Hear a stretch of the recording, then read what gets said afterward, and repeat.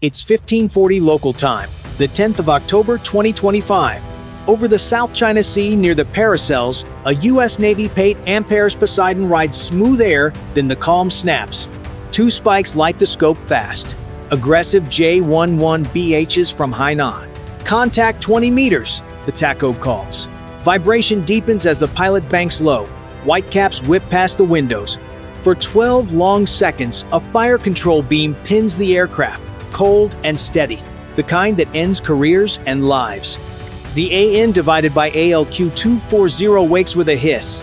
Jammers bite back, turning threats into snow. Comms crackle, then choke.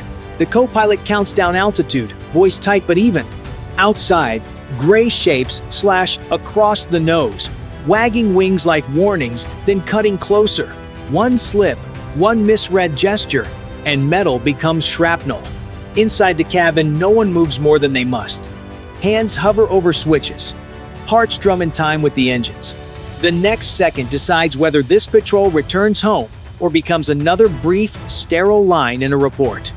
The South China Sea isn't just blue water on a map, it's the bloodstream of global trade. Every hour, hundreds of ships cross these lanes, carrying fuel, chips, and food that keep the world alive. For the US, patrols like this Pate Amperes aren't provocation, they're proof that freedom of navigation still means something. But to Beijing, each American aircraft is a challenge drawn too close to home. From Fiery Cross Reef to Woody Island, Chinese radar eyes track everything that moves. Their network grows each year, longer runways, farther-reaching missiles, quieter frequencies.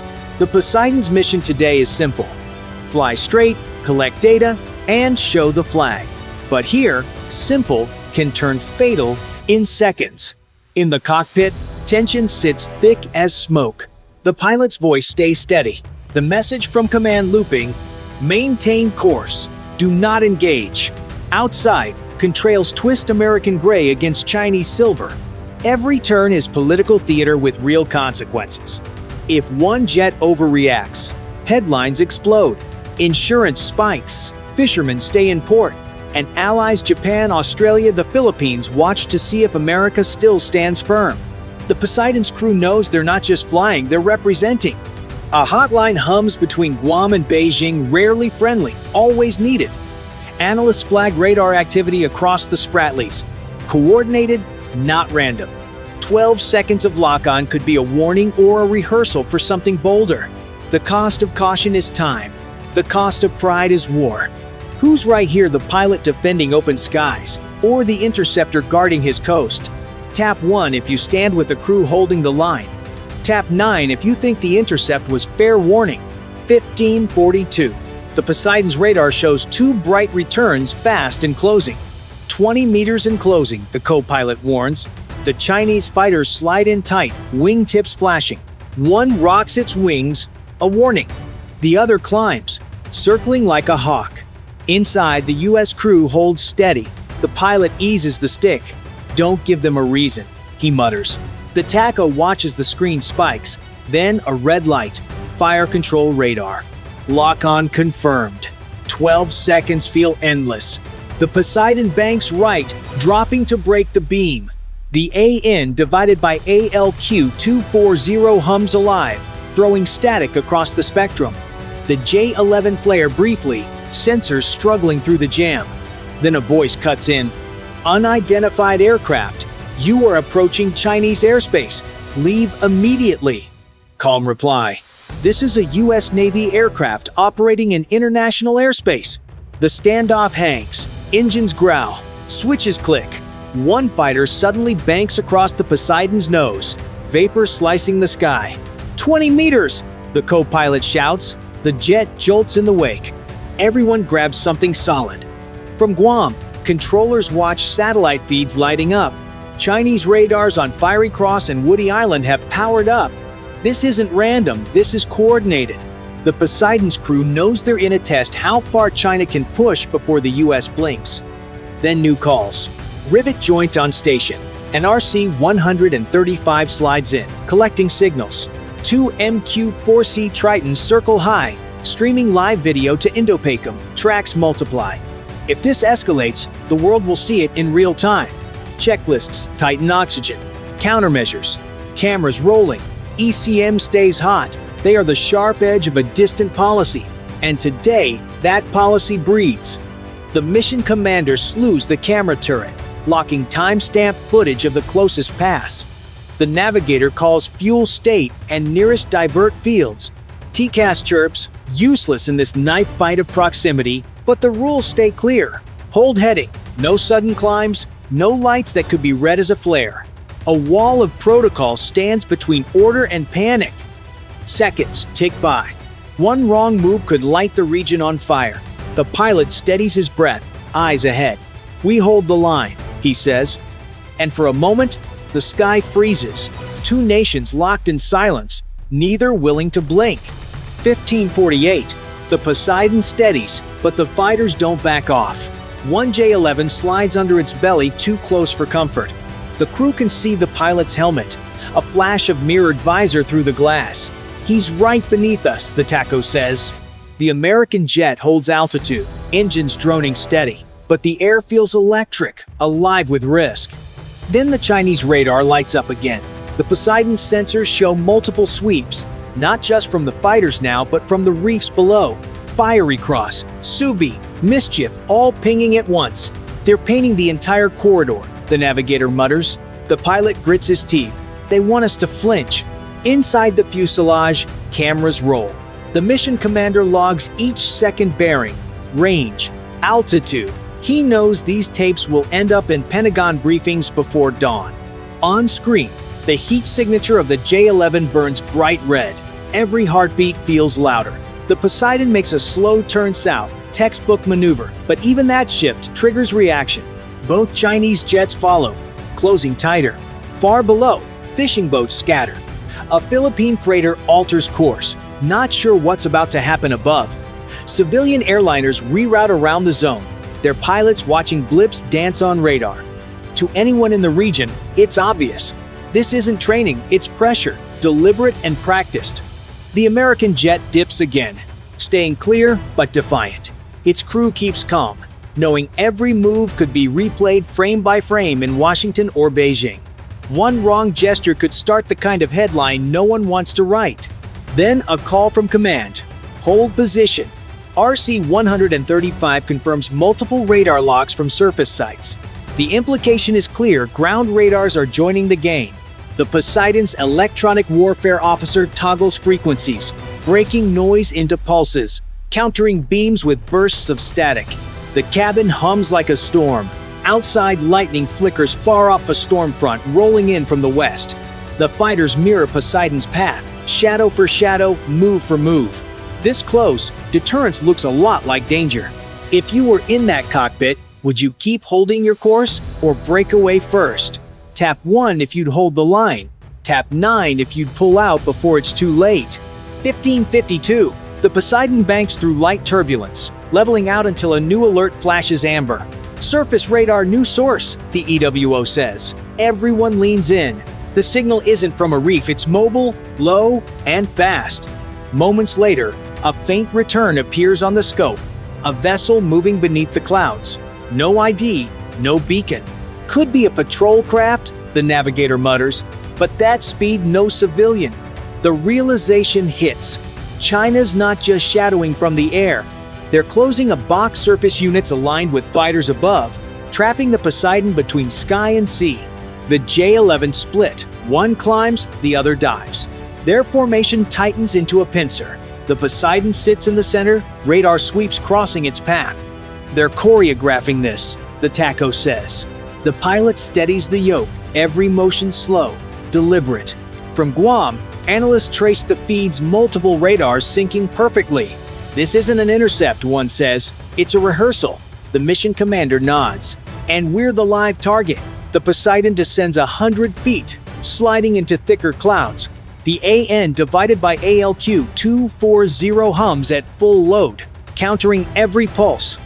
Static floods the headsets. The smell of heated electronics fills the cabin. Every system strains under pressure. Below, the South China Sea glitters 3 fast boats carving silver wakes. Above, the J-11 mirror every move with eerie precision.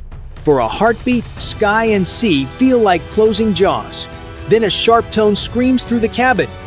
Visual contact, small launch detected. The camera turret swings, locking onto a dark speck lifting from the water. A drone, small, fast, metallic. The threat has changed shape. 1555. The dark speck rises fast, its heat signature flares red on the display. It's climbing altitude 2,000 and rising. The crew braces. The drone levels off, heading straight for them. Unmanned vehicle, probable recon. The Iwu says, but his tone betrays doubt. The pilot banks left, dropping to stay clear, but the drone matches his move. The air feels thinner, the hum louder. It's tracking us, the tacho says. Confirm visual. The camera feed locks on. The drone flashes silver, steady, purposeful. It's not drifting, it's hunting. Both J-11 dive, closing distance. Multiple contacts inbound, the co-pilot calls. The Poseidon's countermeasures spool up. Flares eject, bright against the haze. Keep it defensive, the pilot snaps. Every sensor screams at once, radar locks, laser pings, static flooding the air. The drone suddenly bursts forward straight through the flare cloud, slicing between the Poseidon and the lead J-11. For 3 seconds, nobody breathes. The drone streaks past their nose and climbs vertically, then vanishes into cloud.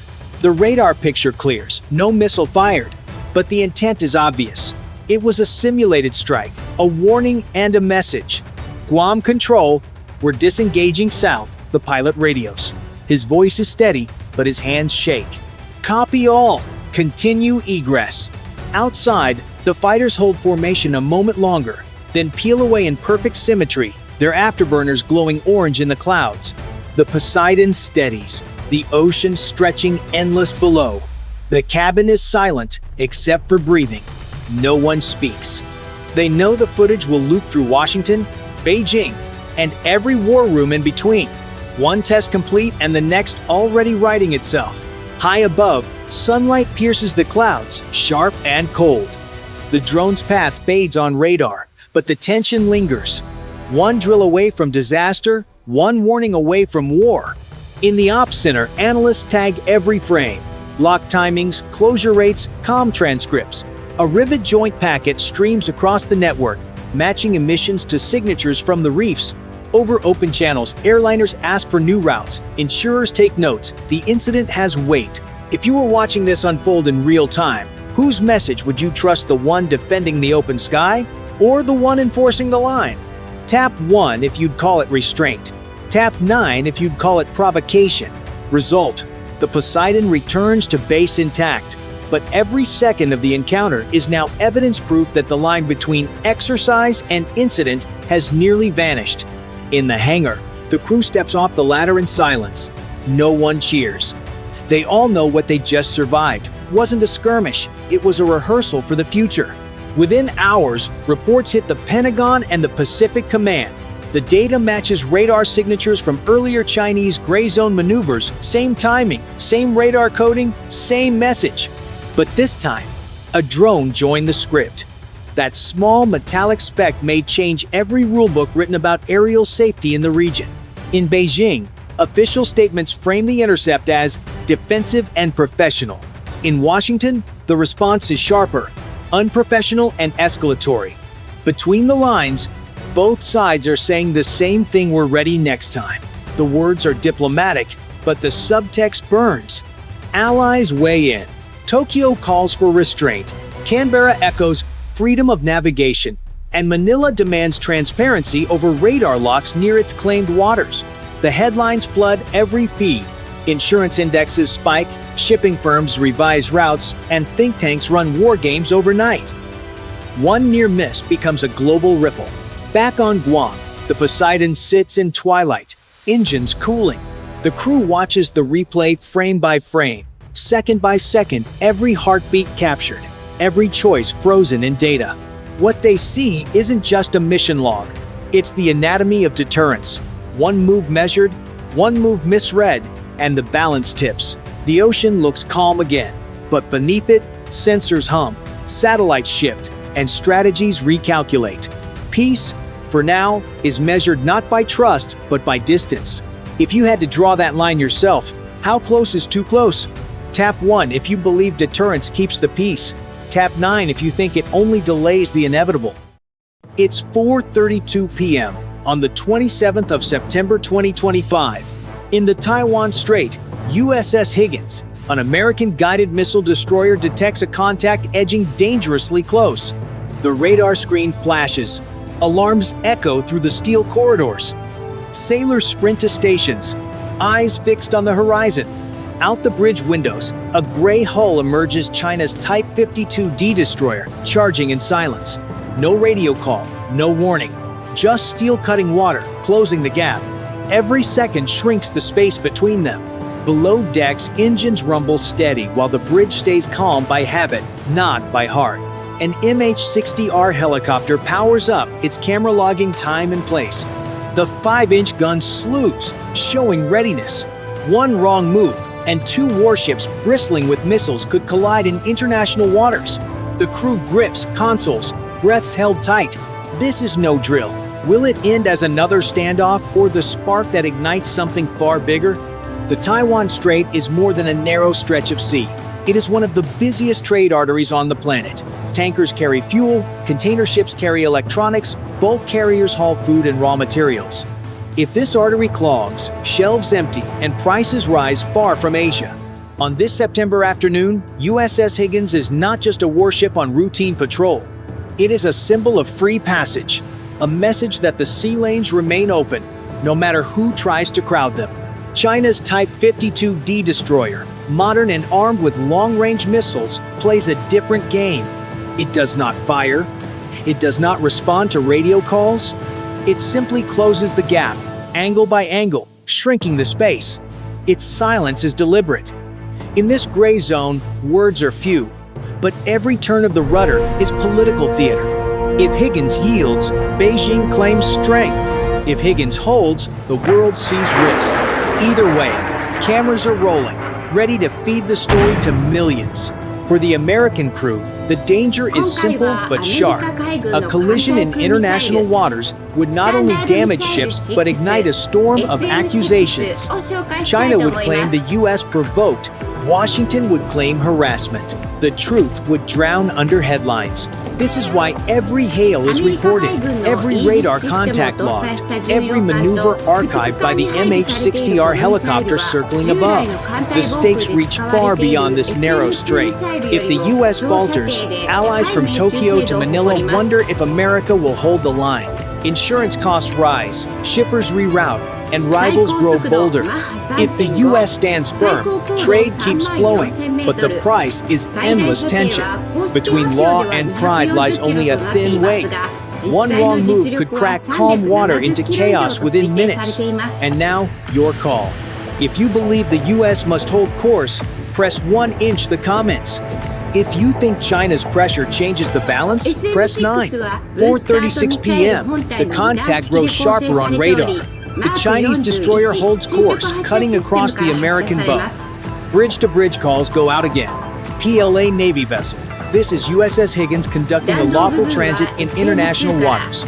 Alter course. Silence. The second stretch. The crew braces as the range collapses.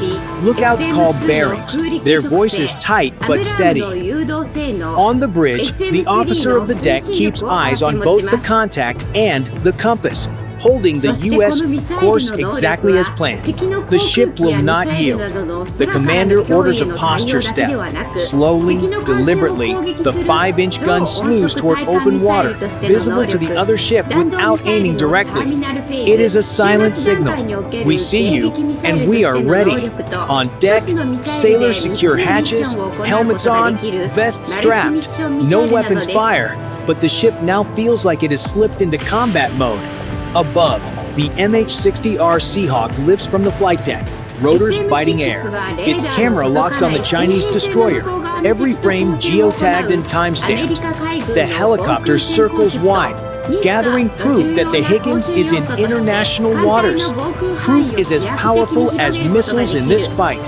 Inside the Combat Information Center, the Aegis radar paints both ships with precision. Operators record every sweep, every electromagnetic emission from the Type 52D. The SLQ-32 electronic suite hums, catching signals, archiving them. Later, diplomats will use this as evidence. For now, the crew simply logs and waits. The planned destroyer inches even closer. The wake of its bow slices across the Higgins' projected track at less than a mile. Too close. Still no words, no radio hail, just silence and steel. Tension grips the American crew. The helmsman holds steady, knuckles white on the wheel. Then a ripple of sound. The Chinese ship's deck gun slews a fraction. Not aimed, but angled. Is it routine? Is it deliberate? For the Higgins, it does not matter. The posture must match. Alarms buzz. General quarters. General quarters. All hands, man, your battle stations. The destroyer is now fully braced for whatever comes next.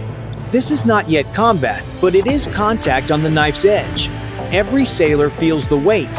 One mistake could push two nations across a line that cannot be uncrossed.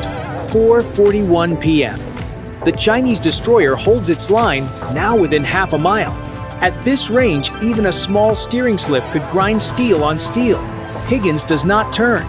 Orders remain firm. Document, hold course, posture without firing. The bridge is calm but clipped. Every word recorded. Lookouts call again, bearing steady, range closing. In naval terms, that phrase is collision warning. The officer of the deck watches compass and bow wave. The helmsman breathing slow, keeping the wheel true. In silence, the distance feels heavier. They have drilled this scenario 100 times, but drills can't slow a ticking second hand. Judgment must.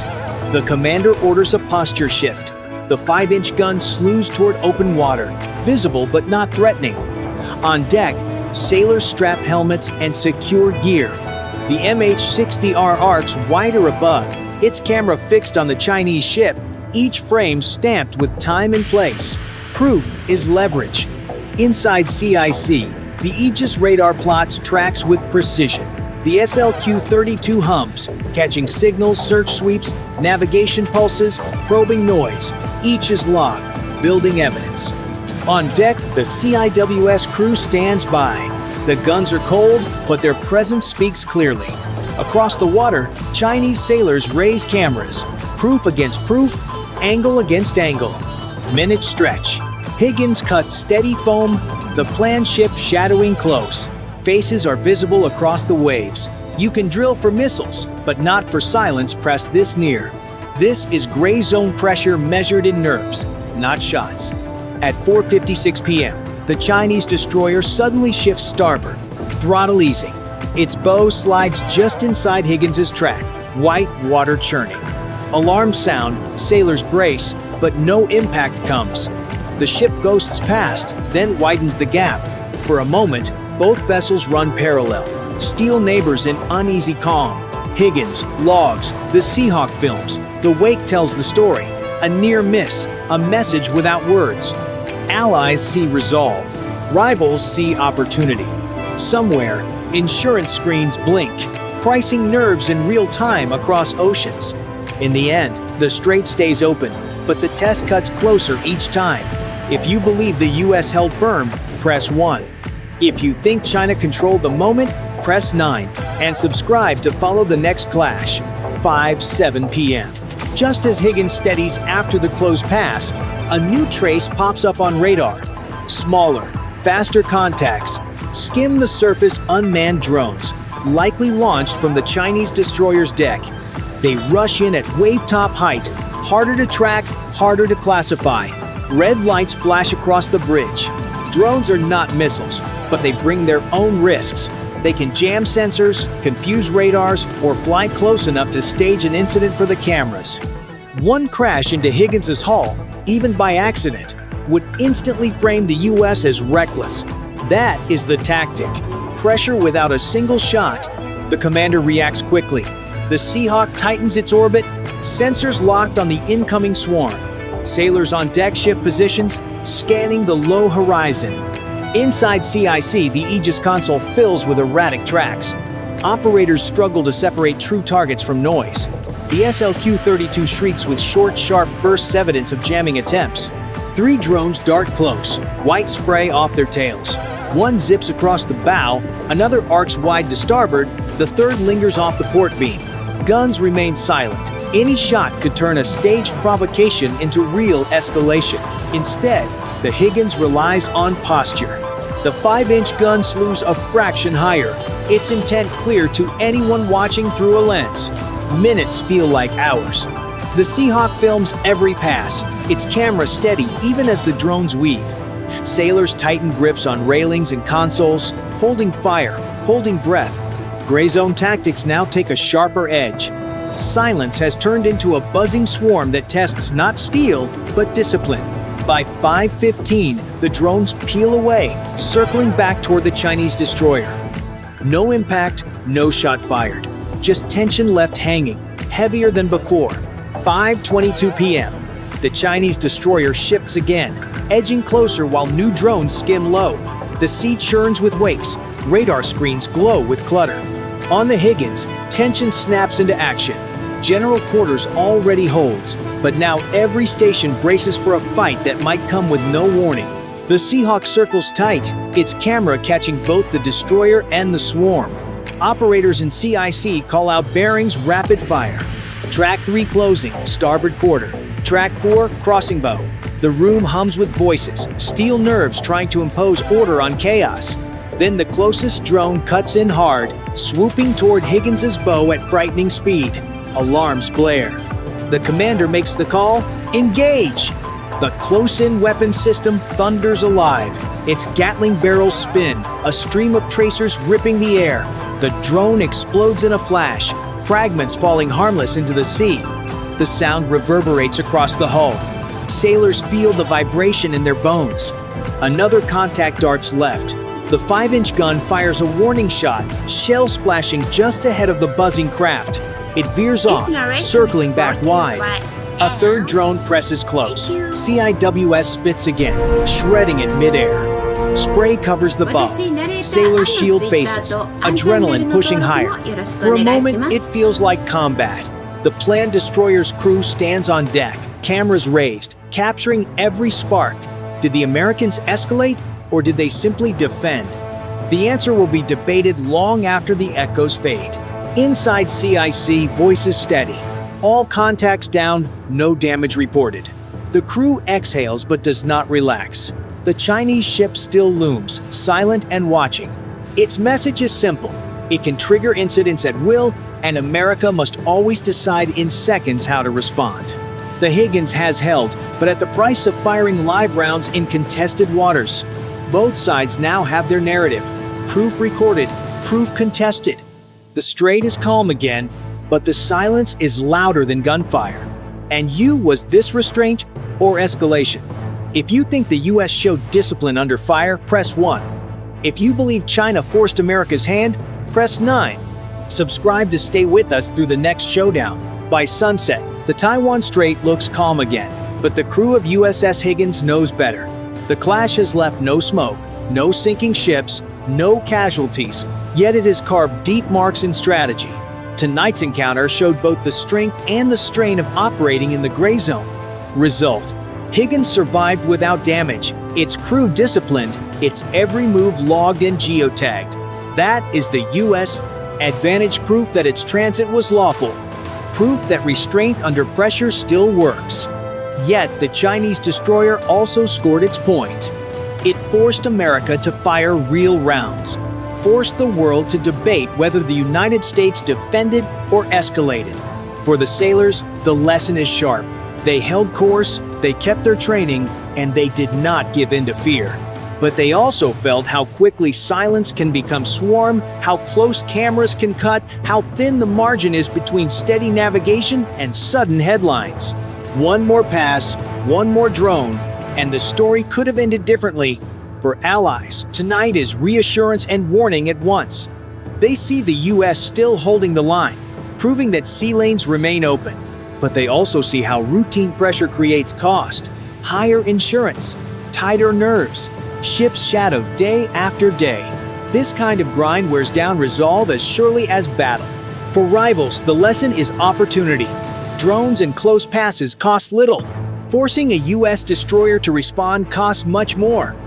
Each time, America must spend resources, accept risk, and explain itself on the world stage. That is the gray zone's hidden strength it drains without firing a missile. The strait is open tonight, but the next test will come. And it may not be drones. It could be swarms twice as large, or missiles launched from shore, or aircraft crossing the line. Each encounter sharpens the question, how far will America go to hold the lane, and how far will China push to rewrite the rules? And now, your choice. If you believe the US truly won this round, press 1. If you think China's tactics shifted the balance, press 9. Don't forget to subscribe so you don't miss the next chapter of this standoff at sea.